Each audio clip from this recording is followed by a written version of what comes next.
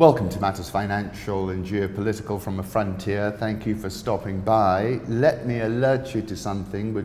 I'm doing an evening business show, 8 to 9 p.m.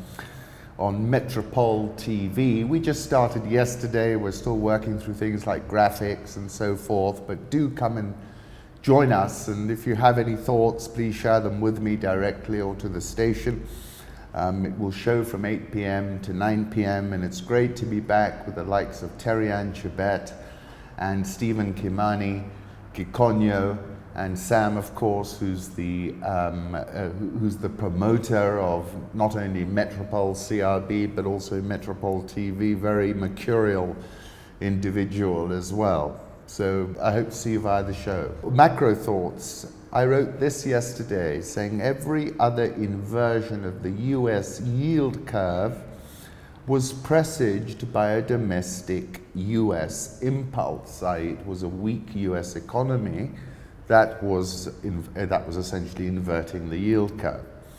This inversion, in my view, is all about JGB's, Bund's $10 trillion of negative yielding sovereign bonds in the world. Therefore, I think this is an anomaly, and this time things will be different.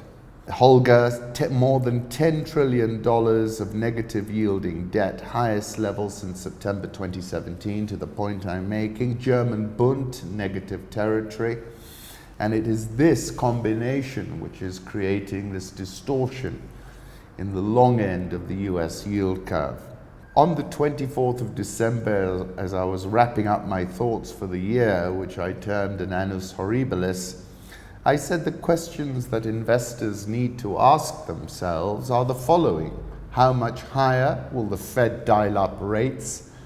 The markets are signaling not much more. And I said a lot hinges on this outlook. And essentially, looking at this tweet from David Inglis, a full rate cut from the Fed is now priced into the market. Surely things aren't that bad, or are they, he asks.